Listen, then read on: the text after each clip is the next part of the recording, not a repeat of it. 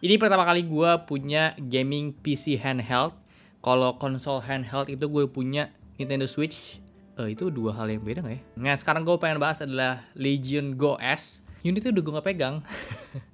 Kemarin tuh gue dipinjemin doang sih. Dan gue udah sempet ambil b-roll dan lalala. Jadi Errol ini gue purely cerita tentang gimana gue pakai Legion Go S. Hal yang paling pertama banget kerasa bedanya itu adalah operating systemnya. Dia masih pakai Windows 11, beda dengan Nintendo Switch ya, udah pakai OS-nya Nintendo Switch sendiri. Dan rasa Windows-nya itu masih Windows banget. Dia memang support sama gesture untuk touchscreen-nya, tapi itu mirip kayak punya trackpad-nya di laptop gitu loh. Kayak bisa swipe up untuk panel control, terus swipe kiri untuk pindah aplikasi dan lain-lain. Cuma memang esensi Windows itu bagi gua masih lebih nyaman pakai mouse ya sama keyboard. Kalau touchscreen itu masih kurang nyaman, nggak kayak Android atau iOS. Walaupun Legion Go S itu udah ada controller atau gamepad di badannya ya, udah nyatu. Nggak semua fungsi Windows itu bisa difungsiin pakai button-buttonnya dia. Jadi masih harus manfaatin touchpad lagi yang kecil di sebelah kanan itu, nggak sebesar kayak Legion Go ya. Gue sih masih lebih sering pakai touchscreen-nya, tapi again nggak senyaman itu experience-nya ya ketika pakai Windows dan pakai touchscreen. Gue ada temuin beberapa kendala kayak tiba-tiba window-nya itu full tapi agak keluar dari layar. Nah gue kadang bingung tuh gimana cara mau close-nya, cara gimana biar dia bisa ke minimize. Beda cerita kalau misalnya itu ada di Nintendo Switch bisa pencet home button dia langsung back ke desktopnya. Kalau misalnya pakai keyboard dan mouse bisa pencet Windows D gitu ya untuk balik ke desktop juga. Nah kalau di sini by default kita tuh harus swipe up ke atas pakai 3 jari, entar masuk ke desktop baru di close. Atau gue sih akhirnya temuin cara untuk lebih gampangnya, buka Legend Space dan kita bisa remapping tombolnya. Di belakangnya si Legion Go S itu ada dua button ya, back button 2 itu bisa kita ganti. Gue akhirnya fungsiin itu sebagai Windows dan tombol D. Jadi kalau ketika gue pencet Windows dan D ya dia bisa balik ke desktop. Dan jujur sebenarnya gue penasaran banget sama SteamOS justru ya, karena Legion Go S itu udah official bisa disupport sama SteamOS. Jadi kita bisa pilih dua opsi ya, OS-nya itu bisa Windows 11 sama bisa SteamOS. Reviewnya orang sih SteamOS ini akan lebih stabil, lebih irit baterai juga, dan experience gamingnya juga lebih seamless. Dan sebenarnya Lenovo juga sediain varian yang langsung ada SteamOS-nya dan harganya lebih murah dibanding Windows karena nggak ada license Windows-nya, kayak bisa hemat sejutaan. Cuma sayangnya di Indonesia itu yang dijual sama official Lenovo cuma yang Windows 11 aja. Tapi kita tetap bisa pasang SteamOS di Windows 11 itu dengan cara kita install manual, dan Windows 11-nya harus di take out diganti sama SteamOS. Nah sayangnya gue belum sempet untuk install si SteamOS kemarin, jadi gue mau fokus bener-bener ceritain pengalaman pakai Windows 11-nya. Nah untuk kekurangan Windows 11 selama gue pakai itu udah gue sebutin, kayak intinya sih kayak kurang konsol aja gitu experience-nya. Tapi positifnya ketika pakai Windows 11 banyak banget aplikasi yang bisa kita pakai, apalagi kalau misalnya kita Windows user, semua aplikasi yang bisa kita pakai itu bisa diinstal di Legion Go S ini. Dan fungsinya persis kayak PC atau laptop Windows juga. Bisa buka browser, Notion, WhatsApp app, bisa CapCut, Lightroom, Office software ya, dan lain-lain itu bisa semua. Terus fungsi keyboard shortcut juga itu udah auto sama. Untuk platform game ya bisa banyak juga, ada Steam, ada Epic Games, ada EA App, dan Xbox juga ada. Dan Xbox ini juga menarik karena setahu gua itu kita dapat 3 bulan gratis Game Pass-nya Xbox ketika beli si Lenovo Legion Go S ini. Secara performance untuk main game atau kerja, so far gue sih gak ada kendala ya di sini. Dia pakai prosesor AMD Ryzen Z2 Go, 4 cores, 8 threads, up to sampai 4,3 GHz untuk lock-nya, RAM-nya di 16 GB, storage-nya di 512 GB, NVMe PCIe Gen 4, dan ini upgradable ya, dan bisa tambah micro SD juga untuk taruh-taruh game mungkin, atau yang mau extra storage tanpa harus bongkar belakangnya. Nah untuk performance menurut gue ini yang jadi daya tarik buat gue sendiri ya. Kita bisa pilih bener-bener detail performance yang mau kita achieve gitu ya. Mau yang hemat daya tapi performance-nya so-so aja, mau yang tengah-tengah balance hemat daya dan performance-nya oke aja, atau mau yang performance-nya ngebut banget tapi baterainya cepat habis. Jadi bisa disesuaikan sama kebutuhan kalian, kebutuhan game kalian juga, dan kita bisa custom presetnya juga ya. Kita bisa setting itu lewat Legend Space namanya. Dan jujur aja buat gua ketika gua pakai gaming konsol handheld kayak gini, gua tuh mau main game yang santai aja gitu, yang relaxing, kayak nggak ada stres, nggak kompetitif mainnya. Jadi gue butuh waktu yang lama, tapi gue juga nggak butuh yang grafis detail-detail banget. So gue bisa pilih kebutuhannya seperti apa. Tapi satu saat gue mau main game yang AAA juga, ini bisa.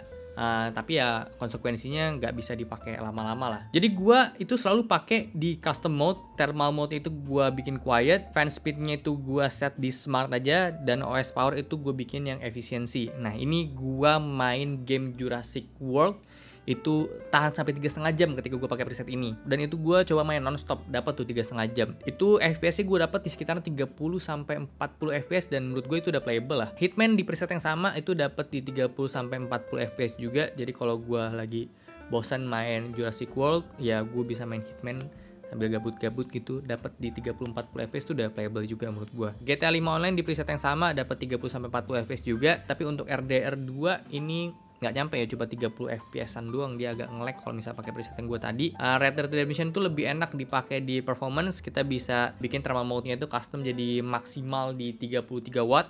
Fan-nya kita bisa bikin full speed juga. OS-nya di performance. Nah, di preset ini baru nih main Red Dead Redemption tuh lebih playable di 40-50 FPS. Jadi ya signifikan bedanya, tapi baterainya juga kekuras banget. Yang tadinya gue bisa main 3,5 jam, cuma bisa main sampai 1,5 jam kurang bahkan.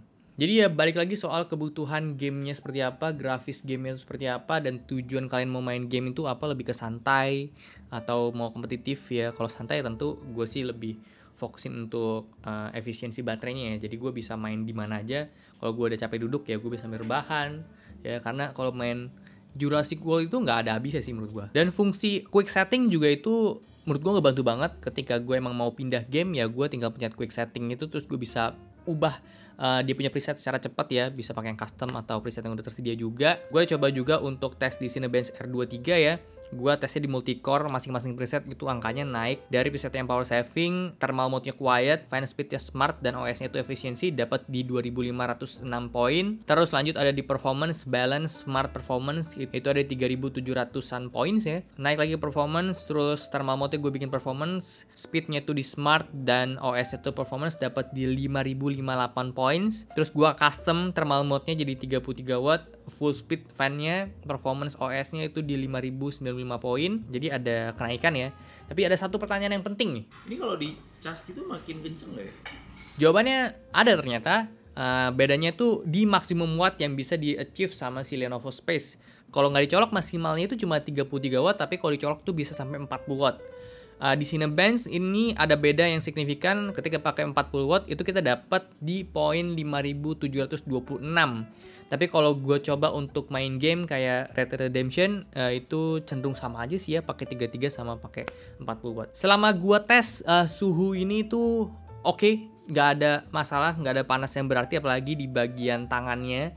Jadi untuk di area genggaman itu aman banget, nggak ada panas, jadi nyaman untuk dimainin. Satu-satunya titik panas itu ada di sebelah kiri bawah layar, yaitu kayaknya ada prosesor di situ ya. Panasnya itu paling peak dapat di 40 derajat Celcius ketika gua tes pakai thermal gun. Ini cenderung aman banget karena teknologi Legion Cold Front-nya yang mereka klaim ya. Di mode custom, thermal mode-nya gue bikin quiet, fan speed-nya smart, titik paling panas di kiri bawah layar itu sekitar 36 derajat. Sebenarnya kalau misalnya di sistem itu kebaca 54 derajat di CPU-nya ya. Ketika gue ubah thermal mode balance, fan speed-nya tetap smart ya, suhu fisiknya dari 36 derajat Celcius, tapi sistem jadi naik 58. Ketika ubah thermal mode jadi performance, fan speed-nya di full, secara performance memang naik tapi suhu turun. Di fisik jadi 34 sampai 35 derajat Celcius, dan sistemnya itu jadi 50 sampai 51 derajat Celcius. Ya menurut gue sih cukup pakai yang mode smart aja, karena kalau full speed itu cenderung agak berisik juga lah ya suara fan-nya. Jadi ya smart aja udah oke lah. Dia bisa atur sendiri kok. Nah balik lagi ke software Legion Space. Jadi kalau misalnya kalian buka si software itu kayak all in one software gitu ya. Ada store untuk beli game yang jujur sih gue nggak pernah pakai juga. Add library game ini ngebantu, tapi gue lebih suka pakai Windows yang start aja. Tinggal gue pin beberapa shortcutnya atau lewat desktop juga lebih enak. Terus ada settings yang tadi juga lebih accessible lewat quick settingnya dia. Cuma ini lebih lengkap ya. Dan ada control setting yang paling kepake untuk mapping, ubah RGB, kalibrasi joystick, terus ubah sensitivity trigger sama setting gyroscope juga. Dan kita belum bahas fisik ya karena experience pakai banget.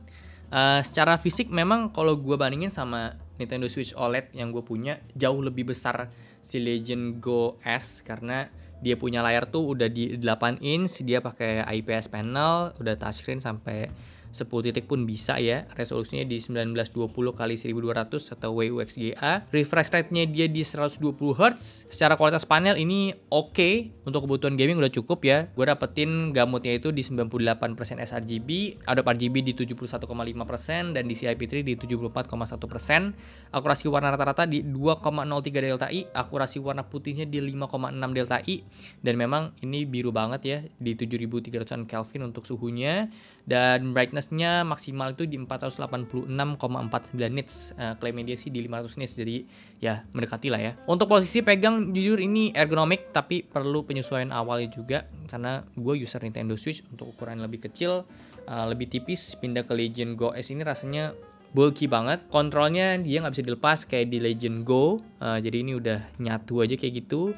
Layout tombolnya dia Xbox ya, analog kirinya tuh ada di atasnya di pad. Secara tombol bukan yang paling enak jujur, ABXY-nya ini bukan yang tactile gitu, masih membran juga. Untuk RBLB juga tidak senyaman gamepad sekarang, dia mounting point-nya itu ada di ujung bagian dalam. Itu beberapa kali gua ada komen di gamepad yang contohnya Funtech WGP 15 yang seri pertama, akhirnya mereka ganti nih ke bumper yang lebih enak, jadi udah bisa dipencet di bagian dalam. Sementara di Legion Go S ini di bagian dalamnya masih agak susah dipencetnya. Beruntungnya memang dia lebar, jadi ketika gua yang grip stylenya itu meluk banget juga nggak nyampe sampai ke bagian paling terdalam ya.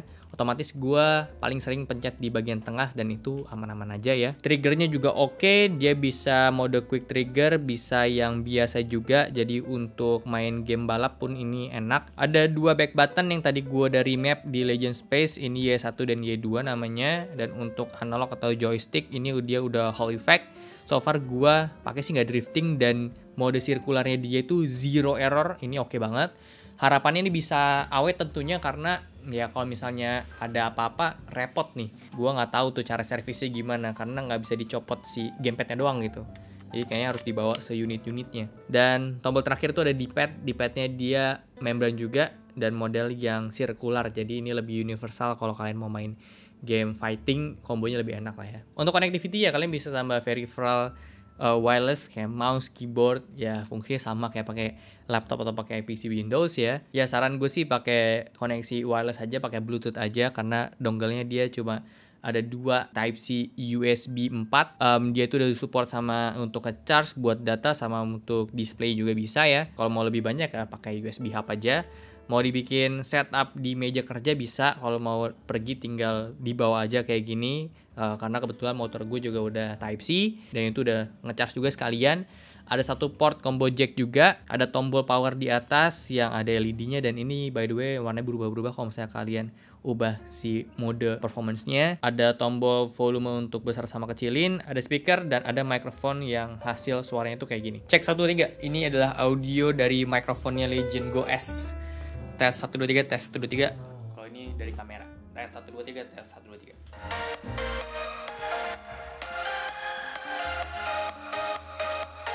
Jujur ini hal yang baru banget buat gue sih ya, karena gue bisa mainin game-game yang biasa ada di PC atau di laptop gue jadi ada di tangan. Karena gimana juga beda feel-nya sama si Nintendo Switch. Ya Nintendo Switch ya tentunya nggak bisa main game-game yang ada di laptop atau PC gue ya. Kendalanya setelah gue telaah itu memang ada di saat setupnya sih ya, kayak mau install game, mau login akun Steam, akun Epic, kan harus pakai keyboard ya, harus diketik-ketik, dan terutama di Epic suka ngebug gitu. Jadi ya gue nggak bisa kelihatan gue ngetik apa gitu, ketutupan sama yang on screen keyboardnya dia. Jadi saran gue sih mending ya, kalau kalian mau tetap pakai yang OS Windows-nya ini, ketika kalian setup nih baru pertama kali kalian pegang, kalian konekin dulu ke keyboard dan mouse, terus kalian setup semuanya, login kalian punya akun-akun, dan ketika udah siap ya udah kalian bisa pakai si konsolnya secara sendiri gitu, nggak perlu pakai tambahan keyboard sama mouse lagi. Tapi gue tetap penasaran sih ya pakai si Steam OS tuh gimana, apakah sesignifikan itu bedanya? Karena gue nonton Dev2D itu dia emang kerasa beda sih ya antara Steam OS sama